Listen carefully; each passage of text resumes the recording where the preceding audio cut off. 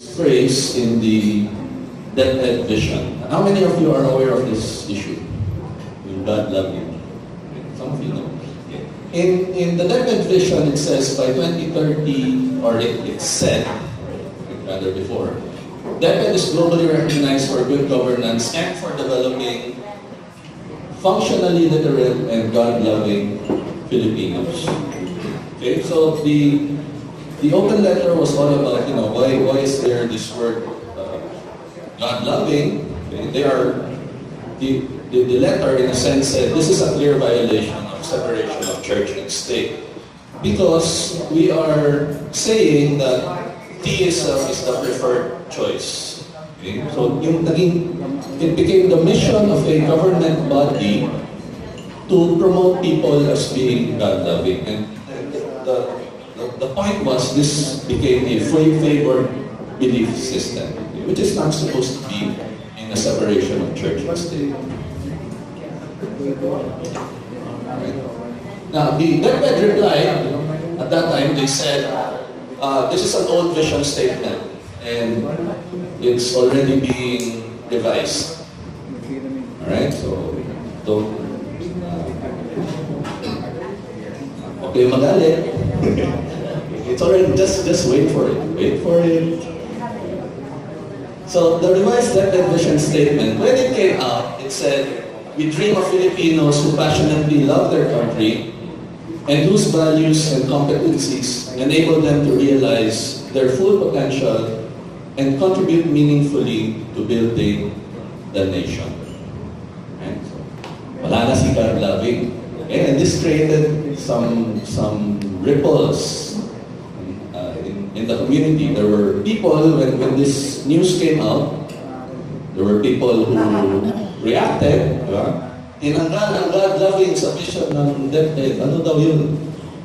Dahil lang sa may nag-suggest na atheist na tanggalin ito at pati sa lahat, Okay? So, some people reacted quite strongly to that.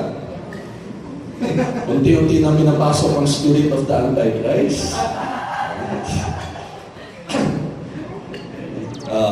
Archbishop of Villegas made a statement about this. He said, the right of a child to recognize God, to love Him, and to hope in Him cannot be harmful to anyone else. So, why did you remove the God-loving?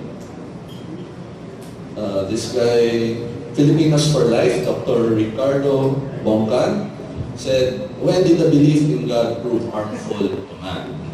Okay? So I would like to remind these people there. Alright. And Salem witch trials.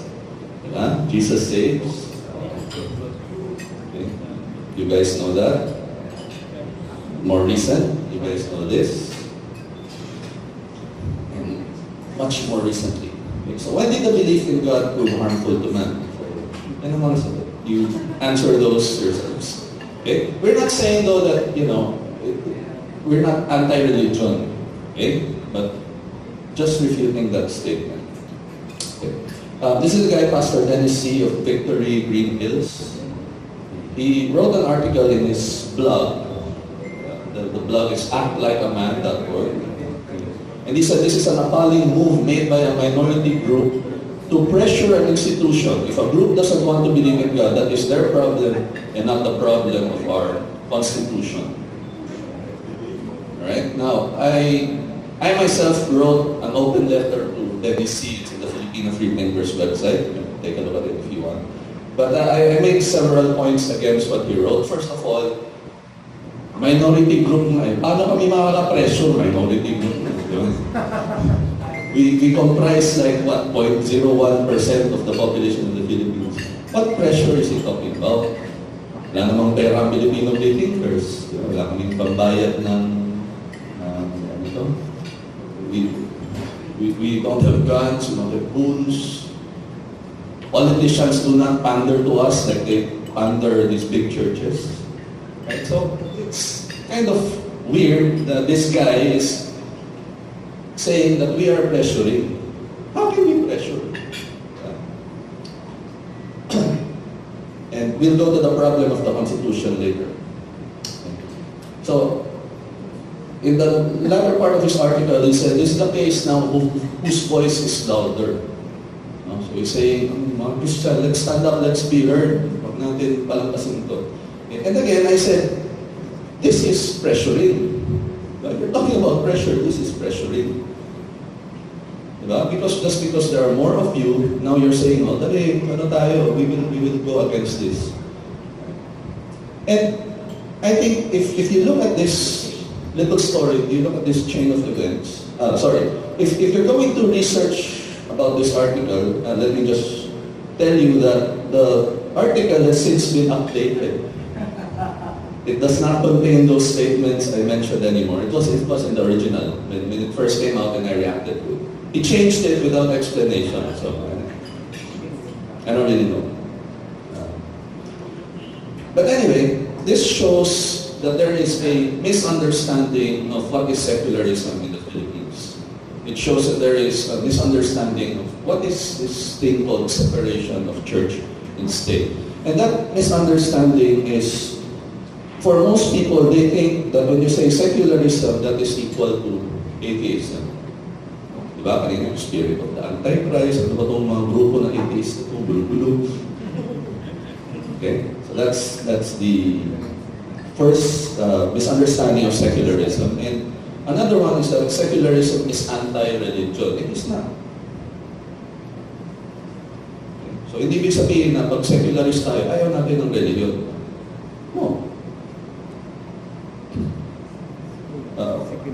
Let's go to the Constitution now. And I will be basing my arguments mainly from a couple of sources. First is former Associate Justice Isagani Cruz, who wrote a book called Constitutional Law, where he discusses the Constitution. And my second source will be Father Joaquin Bernas, a Jesuit priest, but who is also a constitutional lawyer and one of the original members of the ones who wrote the 1986 Constitution. Okay, and he wrote this book called the 1987 Constitution, a Commentary. So, the arguments will be mainly coming from them. I will just be relaying them to you. The principle of freedom of religion is contained in Article 3, Section 5 of our Constitution. No law shall be made respecting an establishment of religion or prohibiting the free exercise thereof. So ito na yun, yung secularism. We do not respect any establishment, the government, the state, should not respect any establishment of religion, but should not restrict either. So in other words, no special favors. Ano na? It's very simple. And the principle is taken, this is from Isagani Cruz. He quotes another judge. And he said, this principle is enshrined in the old saying, good fences. Do anyone of you know that saying? Yeah. Good fences. Good neighbors. Good neighbor make good. Good fences make good neighbors. So that is the principle. Ano ibig sabihin? If you have a neighbor, if you live here, this is your lot, this is the other lot, and you don't have a fence, what is likely to happen? Encroachment. Diba? Baka gagamit na siya ng part ng land mo ba na?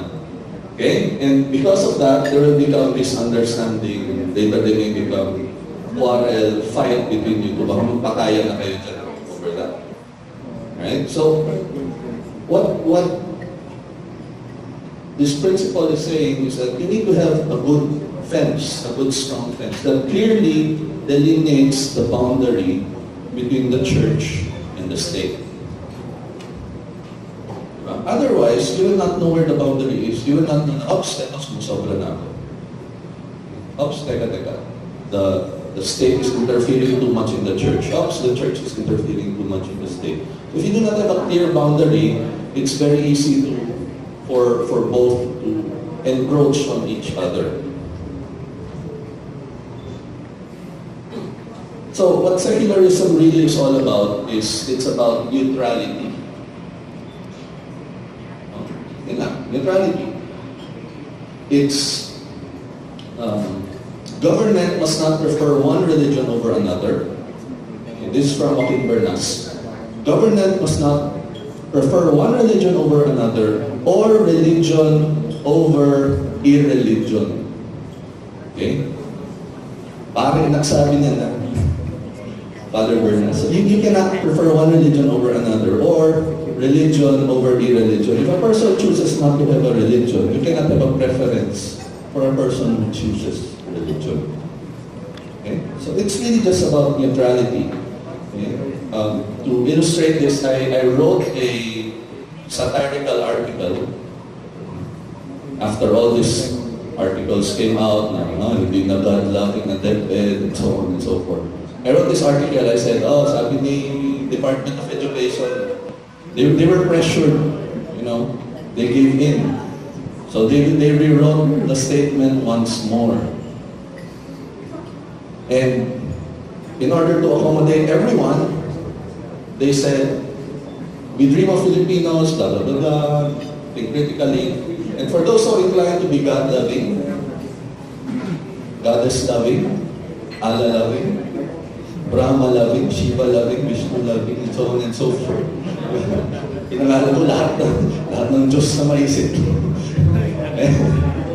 Siyempre, nandiyan si Flying Spaghetti Monster-loving. You cannot discriminate against the Church of the Flying Spaghetti Monster. And so on and so forth. Right? So, if you try to accommodate everyone, it becomes quite funny. Okay? I was at this event once. I gave a lecture once to this thing in Mindanao, and various groups were there, okay? Like Christians, by Muslims, by indigenous peoples. And this was the first time I witnessed this. When the MC called for the opening prayer, okay, let's call on Mr. So-and-so to give the Christian prayer. So, Christian prayer siya. Pagkatapos niya, let's call on Mr. So-and-so to give the Muslim prayer. And let's call on Mr. So-and-so to give the indigenous people prayer. Ilang prayer pa ba? So, if you imagine, if we give each group their own space and time, kasi neutrality So, anyone who wants to do it must have the opportunity. Right? And so, in order not to offend anyone, you will give each group now. Now, what if all of us here in the room, what if each one of us represented a different religious group? Right? And then we will start the ceremony kanina, pag-start ni Daniel. Paano kung sinabi nila, okay, let's have the prayer from you, and then from you, and then from you, and then from you. We'll spend the whole morning on the opening prayer alone. Right? So, kaya ang ginawa, let's just remove it all together. Okay? Quiet na lang.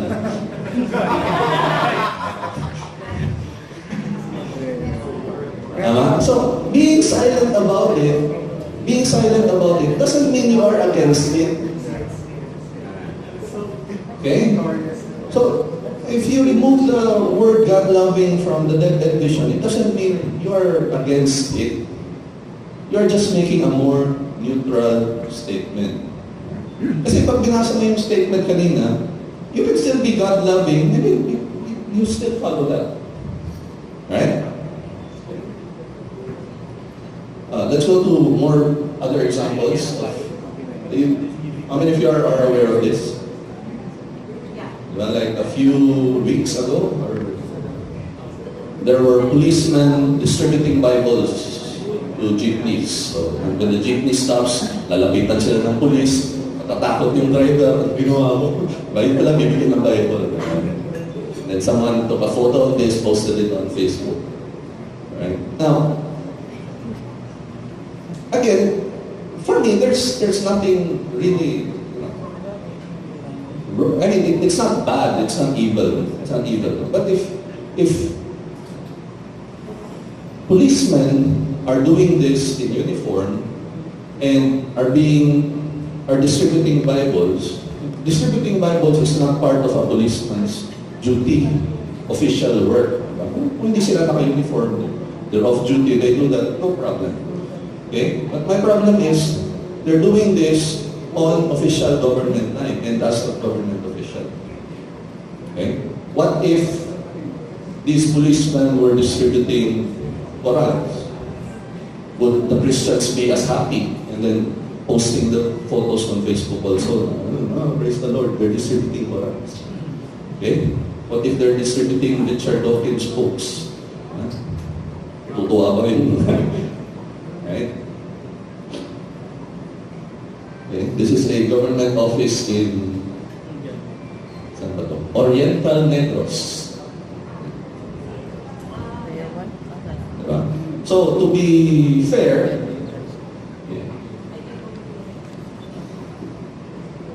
there are two ways in order to achieve neutrality in this case. One is you will allow other religious groups to also put their own slogans on that building. Diba? So meron din dyan, in Allah we trust, meron dyan, in Buddha we trust, in whoever we trust, in Andy we trust. Anong gusto kong makinggan? Ganda. Anong gusto ko? And the other one is simply to remove the letterings.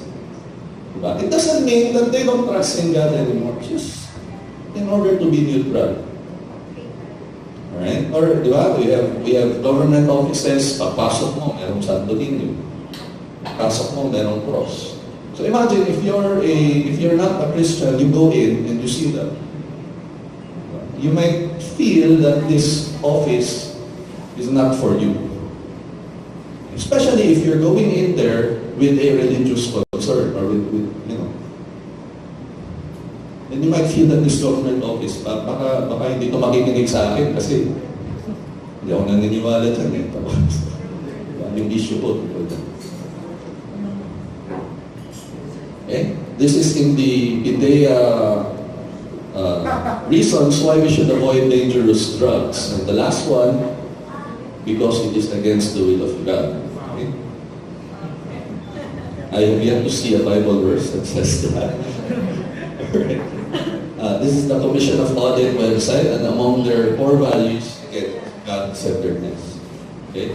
And the battle with that end is not over because they still retain in their core values the value of being makajos.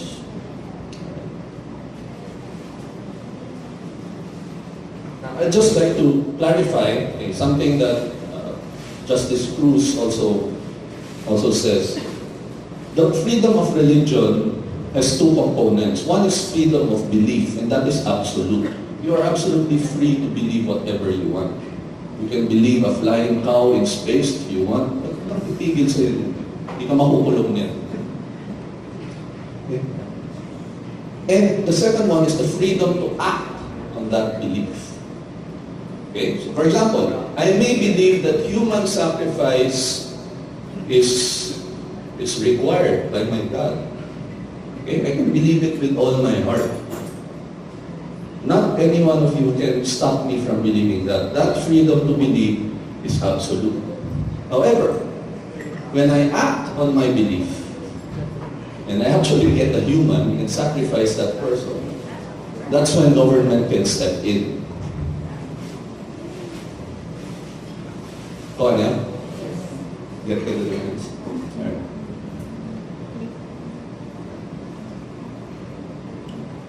Some people now will turn to the preamble of the Constitution. Hindi naman totoo na secular yung Constitution. Because in the preamble it says, we, the sovereign Filipino people, imploring the aid of Almighty God, etc., etc., in order to build just and human society, establish a government, and so on and so forth. Father Bernas discusses this, addresses this. He says, the preamble is a distillation of the ideals and aspirations of the Filipino people. Kumbaga, at that time, the framers of the Constitution sought to embody the ideals of the Filipino people. When was this? This was in the 1980s. So, there was not yet that kind of awareness, okay, about secularist issues, Wala pang happy sa 1986, di ba? Wala pang Filipino Peacekeepers. Wala pang any of these organizations. So in other words, our consciousness was not yet that awakened at that time about these issues. So at that time, the people, when they wrote this, it was fine. That people accepted it. Especially yung after pa ng EDSA report. So the feeling was very strong, prayer, and so on. But Father Bernas says, the preamble is not a source of power or right for any department of government. It just sets the stage. It just kind of explains to you what went into this writing. But it is not a source of power. It is not a source of rights. Is that clear? So in other words, what he's saying is, okay, eto, we are, sorry. However, inside, the articles inside, if you read it, freedom of religion clause, the clause on separation of church and state. So what is happening is this. In the preamble, it states that we are making this constitution, we are believers in God. Okay? And we implore the aid of God. But they believe in God, but they wanted to create a society, a government, that has clear separation of church and state. Right? So it's possible to have that. Right.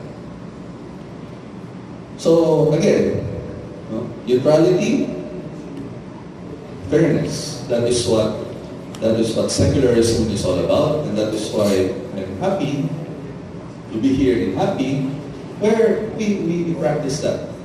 People from different kinds of belief come together in the name of humanism.